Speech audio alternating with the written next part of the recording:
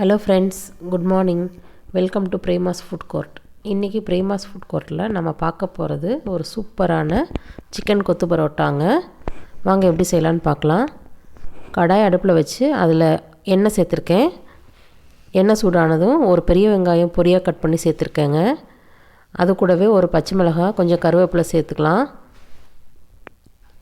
எண்ணெயிலே நல்லா வதங்கட்டும். ஒரு சின்ன சைஸ் தக்காளி எடுத்து பொடியாக கட் பண்ணி அதையும் சேர்த்துக்கிறேன். வெங்காயம் தக்காளி எல்லாம் நல்லா வதங்கட்டுங்க. அதுக்கு தேவையான அளவு உப்பு சேர்த்துக்கலாம். தக்காளி ஃபுல்லாக மசிய வேண்டியது இல்லைங்க. இப்போது 3 முட்டை எடுத்து உடைச்சி அதில் சேர்த்துக்கிறேன்.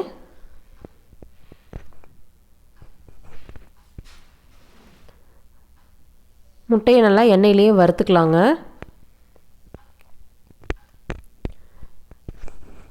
முட்டை வெங்காயம் தக்காளியோடு நல்லா மிக்ஸ் ஆயிடுச்சு. முட்டை பாதி வெந்துருச்சு. இப்போது 3 பரோட்டா எடுத்து பொடியாக கட் பண்ணி வச்சுருக்கேங்க. அதையும் சேர்த்துக்கலாம். முட்டை பாதி வெந்திருக்கும் போது பரோட்டாவை சேர்த்தா தான் பரோட்டாவும் முட்டையும் நல்லா மிக்ஸ் ஆகி வருங்க.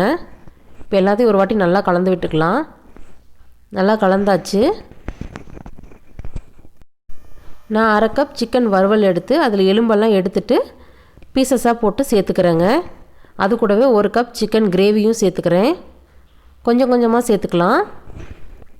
நல்லா கலந்து விடுங்க.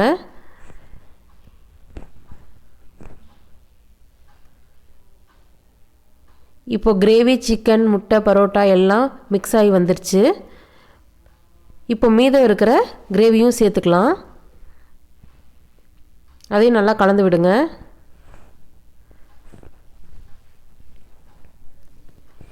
இதை ஒரு 5 நிமிஷம் லோ ஃப்ளேம்லேயே வேக வைக்கலாம்.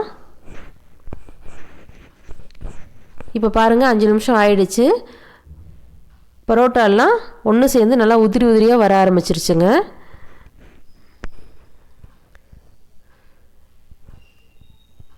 அரை ஸ்பூன் மிளகுத்தூள் சேர்த்துக்கிறேன். அது கூடவே கொஞ்சம் கருவேப்பிலையும் கொத்தமல்லியும் சேர்த்துக்கலாங்க. ஒரு வாட்டி நல்லா கலந்து விடுங்க. அவ்வளோதாங்க, சிக்கன் கொத்து பரோட்டா சூப்பராக ரெடி ஆயிடுச்சுங்க. சிம்பிளாக வீட்லேயே நம்ம செஞ்சாச்சு. நீங்களும் இதே மாதிரி செஞ்சு பாருங்கள். இந்த வீடியோ உங்களுக்கு பிடிச்சிருந்தா பிரேமாஸ் ஃபுட் கோர்ட்டுக்கு சப்ஸ்கிரைப் பண்ணுங்கள், லைக் பண்ணுங்கள், கமெண்ட் பண்ணுங்கள். தேங்க்ஸ் ஃபார் வாட்சிங்.